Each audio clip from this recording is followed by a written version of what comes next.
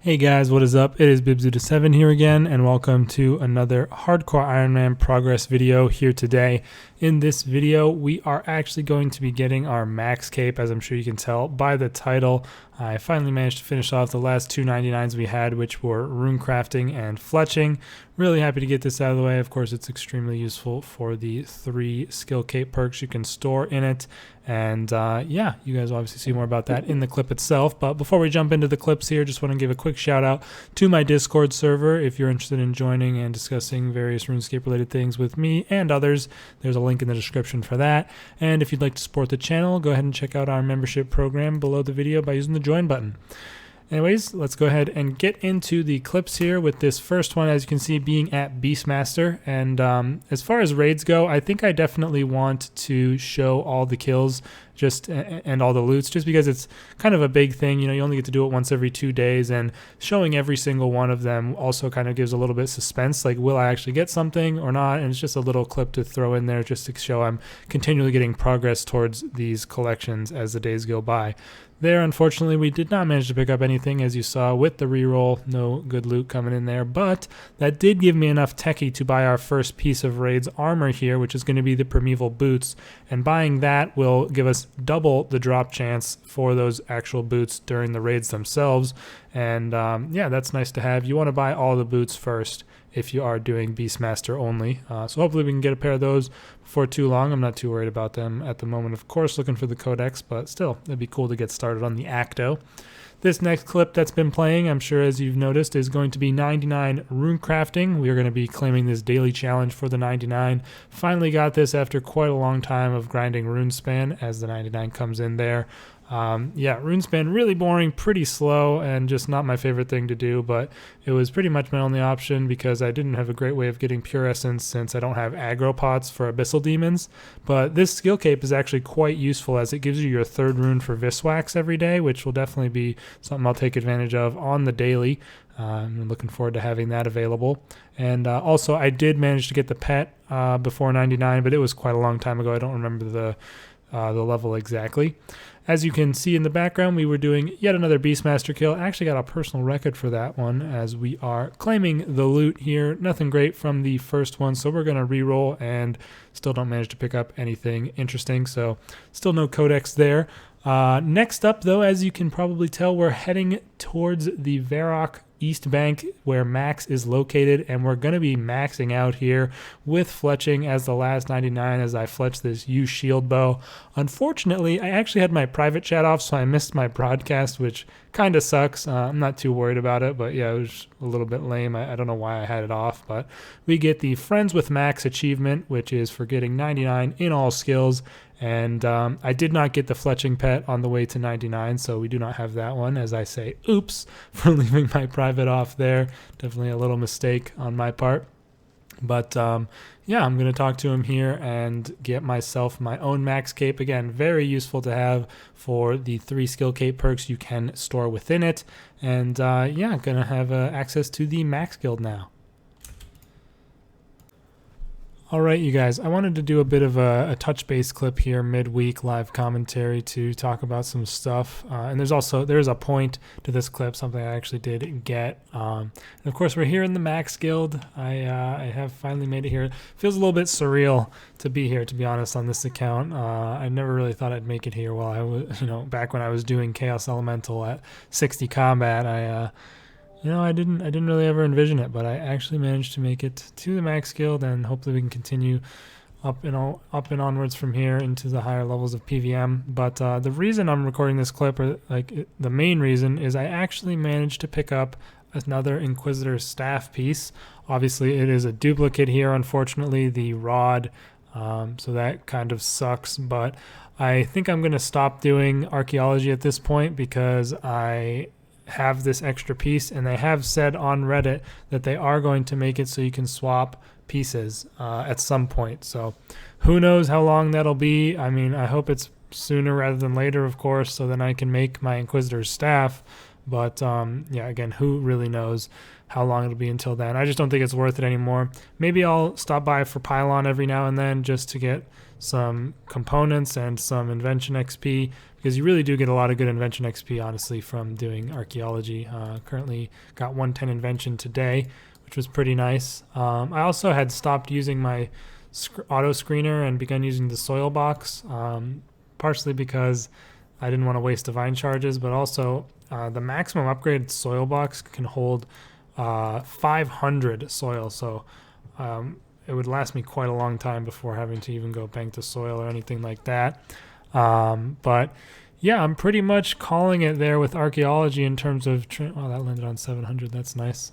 But I'm pretty much calling it there in terms of training it for any of the weapons or anything. The only reason I'd really go back, bar something new coming out for the skill, is to get chronotes for swapping relics around.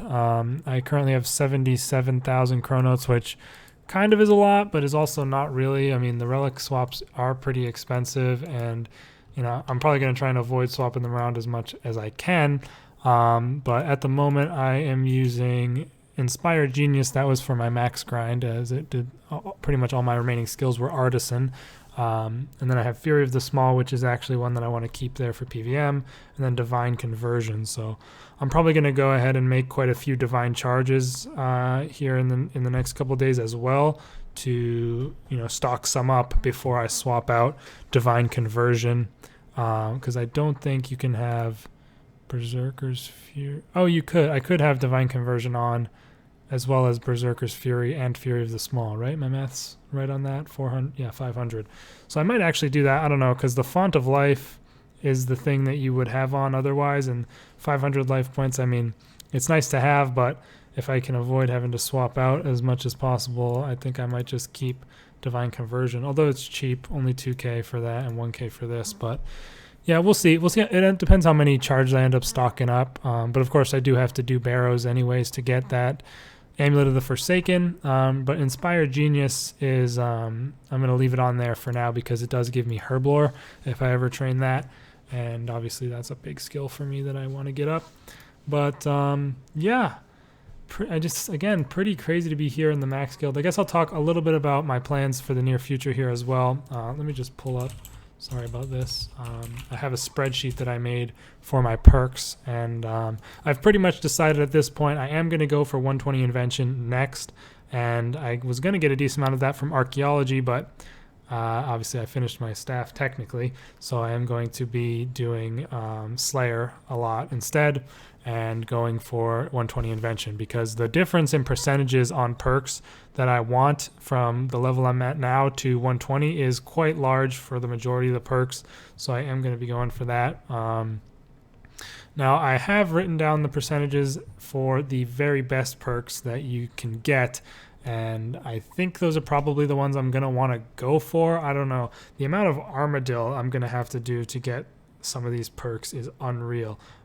But yeah, Precise 6 plus Ruthless 1 is 7 Armadillo components and 2 Time Worn, and that's a 56% chance. So that's basically 2 full Armadillo armor pieces, augmented and leveled to level 9 disassembled, because you only get 4 per level 9 you do, and I don't even have any extra to begin with, so that's pretty brutal. I do have some armor components from War Priest. Oh, I actually have enough for 1 attempt on that, but that's pretty brutal. And then the other, this is for your weapon, by the way. This would be going on my my Nox staff for now, but then I'd probably put it onto my Inquisitor staff later on, because the Inquisitor staff is way more useful than Nox staff, because a lot of the places you want to mage already, the Inquisitor staff is going to be best. Those include Telos, Virago, Solok, and AOD.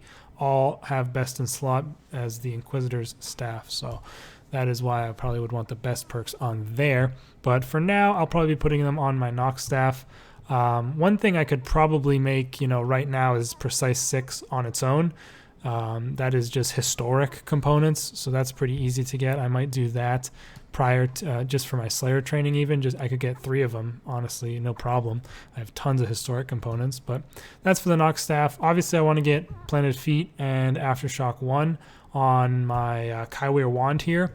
That's just 2 Illujenkin components. Oh yeah, by the way, I don't think I even mentioned the second perk for the Nox staff. It would be Aftershock 4 and Equilibrium 2, which per attempt is 6 Illujenkin components and 3 Time Worn. So that is basically a lance and a half per attempt, and the odds are only 29.5%. That one is brutal for sure. I mean, I do have some lances here. I have one that's almost ready to be disassembled, and then I have 2 spare. So I could basically do 2 attempts on that. Oh my God, that is so depressing thinking about it. But I could do that. I probably will, as I have no use for the lances at this point. It's going to be unfortunate dwindling down the cool items in my loot tab in order to get components, but definitely has to be done. I'll have to do a Kaiweir item as well because I don't have any more crests. But yeah, that's that for the weapon. And then for the, like I said, the wand, I would want Planet Feed and Aftershock 1. That's 2 Illujenkin components and 3 Kaiweir, but it's a 100% chance, so that one's not a big deal at all. And then these are perks for Virago, by the way. This is what I would like to have before going Virago, if possible. We have the Kaiweir body, which we would want Ruthless 5 and Crackling 4 on. And luckily that one is just 8 vintage components, of which I have 2,300. So I have a lot of those components, but it's only a 5% chance at 120 with potion. And most of the other rolls that you get will be Relentless 5 on its own, which is useless. Sometimes you'll get Crackling 4 on its own, which could be used, but that one's going to be pretty brutal. It's a 1 in 20, so it could be okay. I don't know. I have 556 classic components, which is a little over 250 gizmos worth, so I hopefully should be able to get that. Then the other one you'd want on the body is Biting 4 plus Mobile, and that's only a 33% chance at 120 if you use 7 Noxious components, 1 Dexterous, and 1 Subtle. I don't currently have any spare Noxious weapons. I'm going to start doing racks again on Reapers for sure. I have a top leg, but I'm waiting again for those servers to be all cleared out. I could realistically just do my bow and disassemble that, because I'm most likely to get another web, as I'm going to be meleeing racks for the most part, and yeah, I wouldn't have too many things I want to range at the moment, especially if I'm going towards Virago, so that's a possibility there to go for that. That would give me 2 attempts, because a Nox weapon gives you 20 Noxious components, but a third of the other rolls on that would be Biting 4 only, which would still be usable. So 66% of the time I'd get a usable gizmo, and 33% of the time I would get the one that I exactly want. So those are the body ones. I guess is like a whole perk breakdown. Then for the legs, I would want, this one is ridiculous for Iron Man. Devoted 4 plus Impatient 4 requires 7 Zamorak and 2 Ceridoma components per attempt, and you only get it at a 9.46% rate. So that one is pretty brutal. And the replacement for it is Impatient 4 only, but that requires Zeros components, which I don't have either.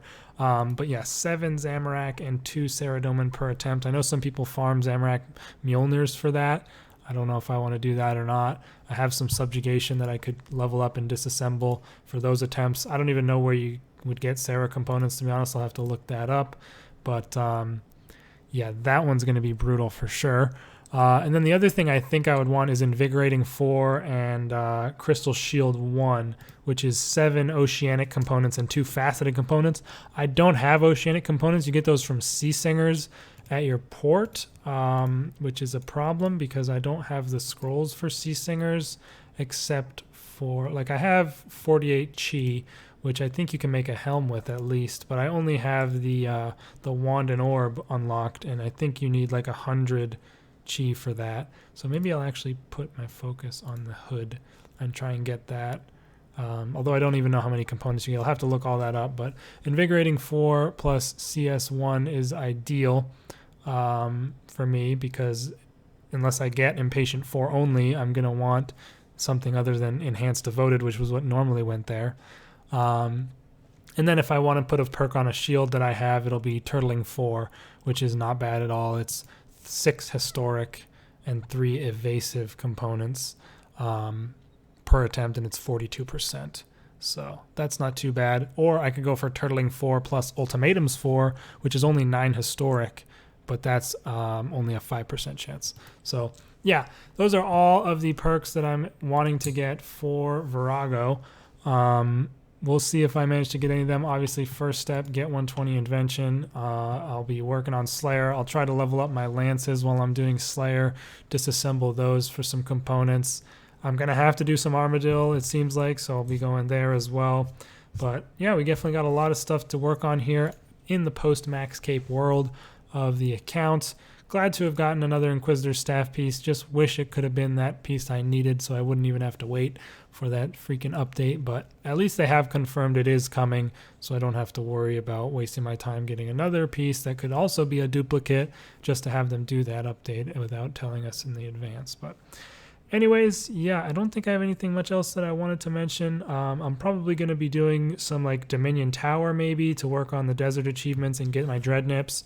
In the meantime, while the servers are not functioning properly, that's probably what I'll work on in the meantime on that. Can't really think of anything else that I would want to go for other than that, aside from some random skilling. So yeah, I'll stop rambling now. This has been a really long clip, but I did want to go over the perk breakdown and how brutal it really is probably going to be for me as I go for these best in slot perks for my gear. Back again at Beastmaster Durzag, once the servers were approved by Jagex as cleared up. I didn't actually have any issues myself, but I wasn't going to take the chance, and I didn't actually miss out on any raid reset time. I actually had the perfect timing on when I got back into it. I had 2 Beastmasters available in one day, and I was able to get them both done and not lose out on any days of the reset, as we are claiming the loot here from this first one. Nothing too special in the first batch of loot, so I go ahead and reroll, and really not a lot of items there, but that was a decent amount of techie. And then we have the second kill of that same day here, and pay attention here, as you guys can see, I actually managed to pick up the Durzag's helmet drop, which is the Beastmaster pet. A 1 in 300 drop with a threshold of 60 at, as you saw when I quick chatted it, only 9 KC. Absolutely ridiculous that I managed to pick that up. Not obviously the one you really want, considering you have to get Lil Tuzzy from Beastmaster anyway. I would have much preferred to get Yaka Pet early, which I still have the potential to do, but not really complaining. I just am just pointing out that it doesn't matter as much as it might seem to. And then this random clip here, I pick up a Varrock's helm from Barrows. I have been doing Barrows on and off here, trying to get that Amulet of the Forsaken. I'm probably going to grind it out pretty hard within the next week to try and go for that. That is our 77th Barrows chest there, and a new item for our collection log, which is good, the Varrock's helm. Unfortunately, it is the only piece of the Varrock set I have so far, and looking at my collection log, I have one piece from almost every brother, and I'm looking for a full set for Mauritania Hard, so that kind of sucks. Okay, guys, wanted to do another little one of these update clips here. It is Sunday today, so I am just about to upload this video pretty soon here, so I probably won't have any additional progress clips after this, but I might do one more as like a summary of everything after I have finished doing all the editing and stuff for things I want to mention additionally. But yeah, that Durzag's helmet, I still can't believe I got that. I wish I had maybe gotten lucky at the Yaka Pet. I mean, I still have the chance to do that, but that one I'm way more worried about getting because, as I probably mentioned in the clip itself, it is a 1 in 300 drop with a 60 threshold, so you can easily go over 100 KC without it, and I'm hoping to be able to get it before 100 on Yaka. But yeah, there's a couple of things I wanted to talk about in this as well. I'm just finishing up a farm run here, and that is actually going to end up being relevant, I hope, because I am going to be making a pretty nice little progress step at the end of this farm run, but we'll have to wait and see if that actually occurs or not. But yeah, I have made the Durzag's helmet the loot tab placeholder item, because I am just going to keep it in there until we get the other pets and the whole collection and everything for unlocking the title. But I wanted to talk a little bit about a couple things. First of all, something you definitely will probably have noticed with watching any of these clips is I have turned on the walk markers and the hover object highlighting, which I did say a little bit about when it first came out. I didn't really like I enjoyed the walk markers, but my main issue with them, which they still haven't changed, is how when you click on something, the icon appears on the thing as well. Like if I click on this tree, the woodcutting icon will show up and be there. And I still don't like that, but I decided to go ahead and turn them on because, in my opinion, the extra information they provide to you while doing things like PVM is worth it for me. Just like I know if I leave them on, I'll get used to them. I'm already pretty much used to them at this point, but like, you know, for something like Telos, you can know if you did click in the beam or not long before you get there. And, you know, just wherever you're needing to walk to, or maybe if you're bladed diving somewhere, you'll know if you click the right spot. Maybe like poison at Yaka. Not that I'm necessarily going to be poison tanking or anything, but definitely things like that will be very nice to have these walk markers for. And the hover object highlighting is a bit nice as well. If you're at a place with multiple enemies, you can have a better idea of if you're hovering the right enemy or whatever. And also something that's really nice that you might not have thought of with this is like if you're doing something that's moving or that might switch places or something like that. I can't remember where it happened, but I did notice this actually occur, and it was like, wow, that's useful.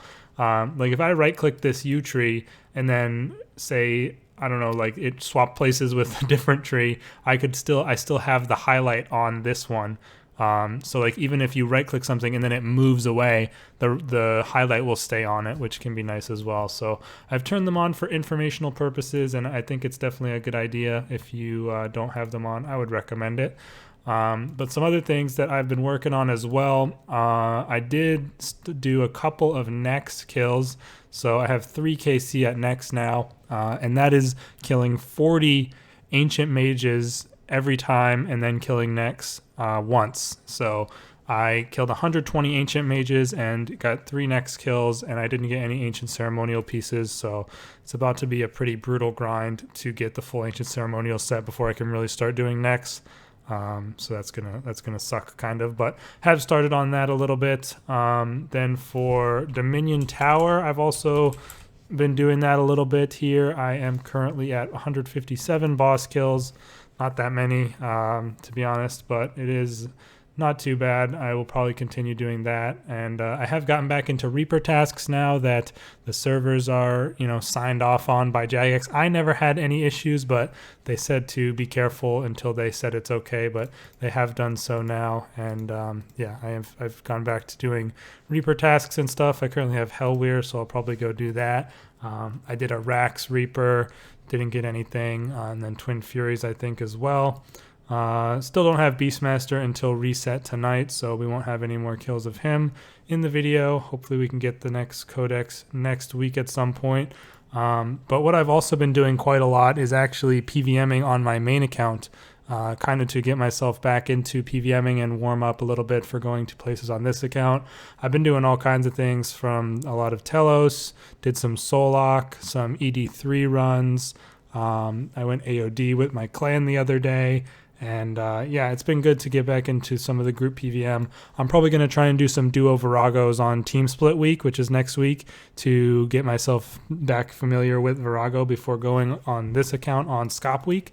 I think that's probably a good idea. So that's something else I've been doing a little bit outside of playing on this account. And damn it, we did not get it. I was hoping this would be my Jadinko breeding log from this breeding tick. I have needed only the Draconic Jadinko for absolutely forever. I've gotten 2 shiny luminous Jadinkos since I've had the full collection besides the Draconic. So what I decided to do is I went ahead and hunted about 500 Draconic Jadinkos and got myself an egg from there, and it's now in the breeding pen here. So yeah, that does increase your chances of getting a Draconic baby Jadinko, but I guess I just didn't didn't get lucky with this first one here. We got Shadow, and what else? We got one sec. So we got Carrion Jadinko as well. So for some reason, the Draconic Jadinko is way more rare than any of the others, even the shiny, it seems like. So that is why I have kind of not had any updates on the player-owned farm or anything recently. But hopefully within the next couple days, we'll be getting the Draconic Jadinko and be done with that on this log. That would be nice to have a little bit of a skilling update for that. And then I'm probably going to do the Arcane Apoterasaurs next, because I have a breeding pair for them. And then for the regular farm also, I have gotten 4 yaks now. So 2 I got from the Trapper, 1 I got from summoning, and 1 I got from an adoption. And they're all female. Every single yak I've gotten so far is female. So pretty unlucky there. Hopefully I can get another one, another adoption or something before too long. But yeah, those are pretty much the things I wanted to cover. Talk a little bit about how I'm working on. I've been playing on the main a bit. Show this little bit of farming collection progress. Unfortunately, it didn't actually pan out that we got the finishing of the Jadinkos that time around. But we'll definitely have that within the next couple of days. And yeah. Hopefully I can have maybe the Amulet of the Forsaken by next week, as well as our other codex, and then we can start looking towards getting ready more for Virago as we want to get Invention to higher levels, hopefully maybe even 120 by the time Scop Week comes around.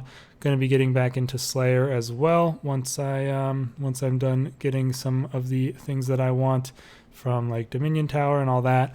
But yeah, that's pretty much the plan. Figured I'd give a little update here, but I'll see you guys for the last clip, which will just be probably a short little summary. I don't think I'll have too much else to touch on there, but yeah. All right, you guys, so this is going to be the end of the video like I mentioned in the last clip.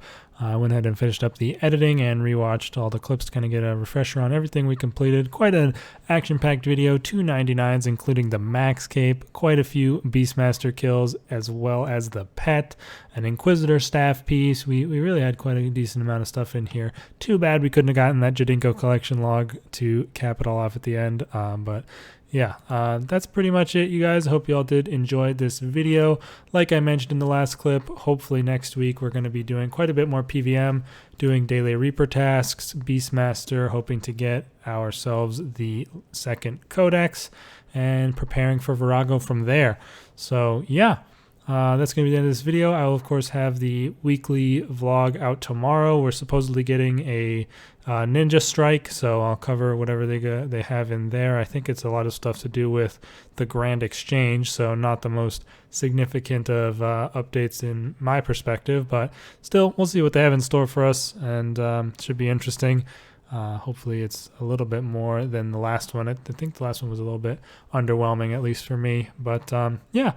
Like I said, that's going to be the end. Thanks for watching again, you guys. Be sure to join the Discord if you're interested. Link in the description, and I'll see you in the next one. Peace out.